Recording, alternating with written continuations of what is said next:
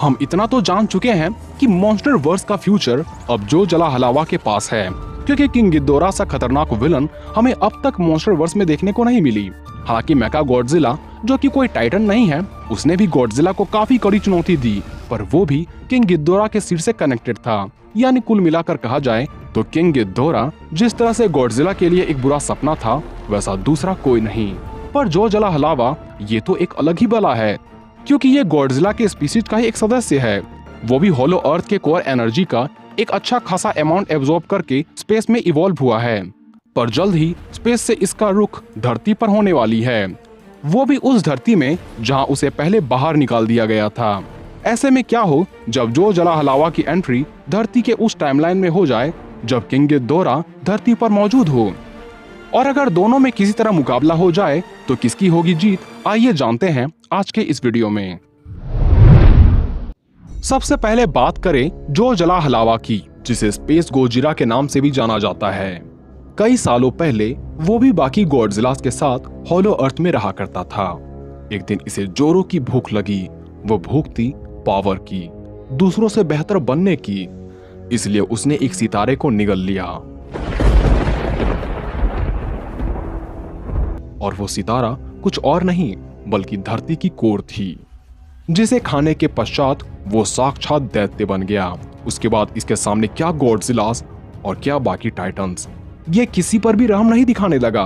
परिणामतः इसे रोकने के लिए पहली बार सभी गॉडजिलास और कॉन्ग्स को एक साथ आना पड़ा, और लगभग 90% काइजूस की कुर्बानी के बाद किसी तरह जो जला हलावा को होलो अर्थ की गहराई में मौजूद वॉर्टेक्स के जरिए इसे स्पेस में भेज दिया जाता है। पर लगता है कि किसी तरह इस दैत्य ने धरती में आने का रास्ता ढूंढ लिया है, और इस धरती को मिटाने वाली अधूरी कहानी को अब ये सच में पूरा करने वाला है।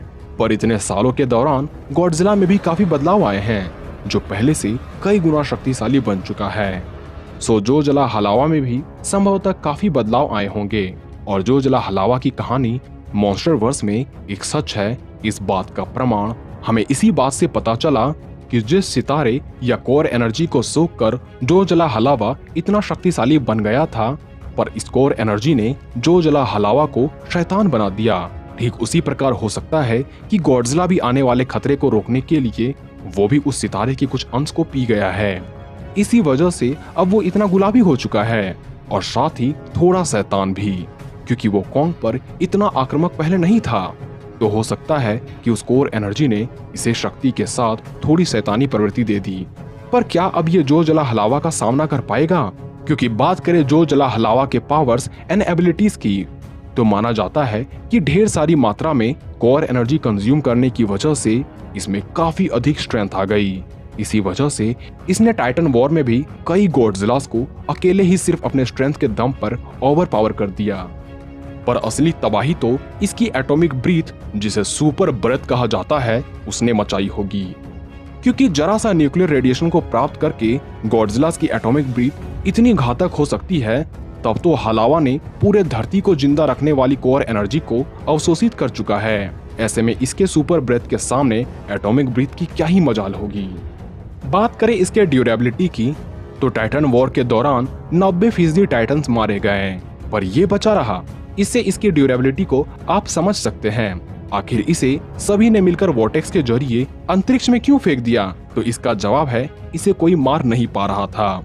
इसका शरीर लोहे से भी मजबूत और ड्यूरेबल बन चुकी थी, और जो स्पेस गर्म लावा को भी बर्फ में तब्दील कर दे, वहीं बिना किसी लाइफ सोर्स के हलावा इतने सालों तक कैसे जीवित रहा होगा? तो इसका कारण है इसके अंदर मौजूद वो एनर्जी। इसके अलावा इसकी फिजिकल स्ट्रक्चर गॉडजिला से भी ज्यादा बल्कि, और इस पर गॉडजिला से भी ज्यादा क्रिस्टल निकले हुए हैं। इसमें वो सारी शक्तियां समाहित है जो कि गॉडजिला के पास है।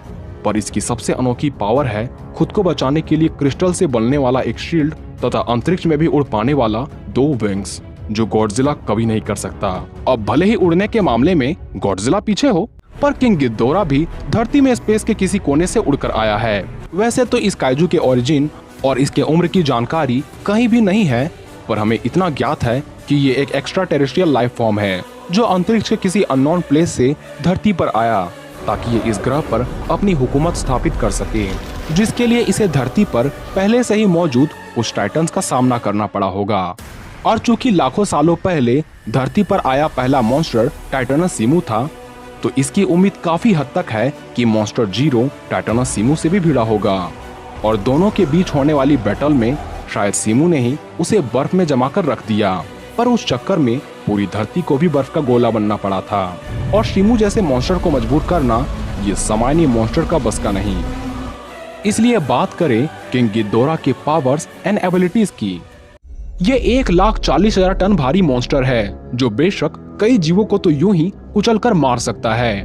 भारी होने के साथ साथ ये बैटल में भी काफी आगे है, इसलिए इसके फिजिकल स्ट्रेंथ का अनुमान आप इसी बात से लगा सकते हैं कि जब ये गॉडजिला को टक्कर मारता है तो एक शॉक वेव क्रिएट हो जाता है। इसने अपने फिजिकल स्ट्रेंथ के दम पर ही रोडेन को एक ही वार में मार गिराया था। यहाँ तक कि इसकी विशालकाय पंख ही इतनी डेडली होती है जो पल भर में ही विशाल बिल्डिंग्स को धूल में मिलाकर रख सकती है। इसके विंग्स इतने पावरफुल होते हैं जिसने लाख टन वाले गॉडजिला का भी भार संभाल लिया था। पर किंग गिदोरा जितना स्ट्रॉन्ग है उतना ही ड्यूरेबल भी है, क्योंकि इसने अपनी ओर आ रही लगातार मिसाइल फायर्स को अपने पंखों से ही रोक लिया था। इसने गॉडजिला द्वारा कई बार हमला किए जाने के बावजूद भी वहीं डटा रहा। यहाँ तक कि इसके ऊपर गॉडजिला का पावरफुल बीम का भी कुछ खासा असर नहीं हुआ था। एक और जहाँ ऑक्सीजन डिस्ट्रॉयर ने गॉडजिला को लगभग मार ही डाला था, वहीं किंग गिदोरा को मानो कुछ फर्क ही नहीं पड़ा था, क्योंकि किंग गिदोरा एक स्पेस मॉन्स्टर है। इसे अंतरिक्ष में ट्रेवल करने में कोई परेशानी नहीं होती और ये बिना ऑक्सीजन के भी जिंदा रह सकता है। इसकी हीलिंग फैक्टर भी लाजवाब की मानी जाती है, क्योंकि इसके सिर कटे होने के बावजूद भी इसका सिर पुनः निकल आता है। और इसका मोस्ट पावरफुल अटैक है इसका ग्रेविटी बीम, जो कि लगभग गॉडजिला के एटॉमिक ब्रीथ जितना ही शक्तिशाली होता है, क्योंकि इसी अटैक से इसने गॉडजिला को काफी पीछे ढकेल दिया था। इसने अपनी ग्रेविटी बीम से कई इमारतों का सफाया कर दिया था और मोथरा का अंत भी कर दिया था। गिदोरा में एक कमाल की पावर ये भी है कि ये दूसरे सोर्सेज से पावर को चुरा सकता है, जैसा कि इसने गॉडजिला के शरीर से न्यूक्लियर एनर्जी को एब्जॉर्ब करना शुरू कर दिया था और इलेक्ट्रिक एनर्जी को एब्जॉर्ब करके अपने पंखों से भारी मात्रा में इलेक्ट्रिक ब्लास्ट करना शुरू कर दिया। यहाँ तक कि यह ज्वालामुखी से भी ऊष्मा को सोख कर खुद को शक्तिशाली बनाने के साथ साथ खुद को हील भी कर सकता है। ये अपने आसपास के वेदर को पूरी तरह से कंट्रोल कर सकता है। इसलिए जब ये बर्फ में कैद से मुक्त होता है तब इसने बड़े तूफान को उत्पन्न कर दिया था। यहाँ तक कि इसने कई चक्रवातों को भी बना दिया था। यानी जैसी एबिलिटीज किंग गिदोरा के पास है वैसी एबिलिटीज तो गॉडजिला के पास भी नहीं।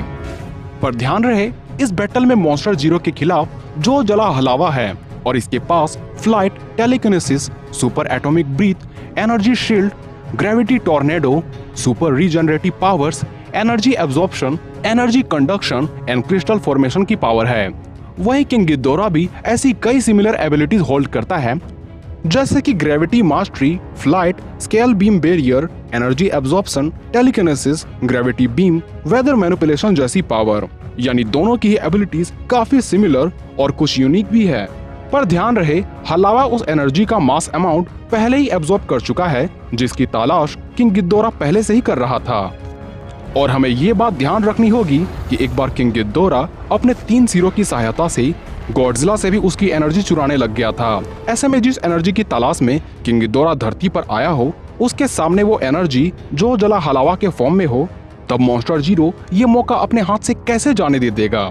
इसलिए किंग गिदोरा किसी तरह हलावा से क्लोज कॉम्बैट करे तो ये बैटल संभवतः किंग गिदोरा जीत जाएगा। पर यदि ये लड़ाई दूरी बनाकर लड़ी जाए तो हलावा इस बैटल को जीत लेगा। इस पर आपकी राय अलग हो सकती है, जिसे आप कमेंट बॉक्स में लिख सकते हो। तो आज के लिए बस इतना ही, मिलते हैं अगले वीडियो में।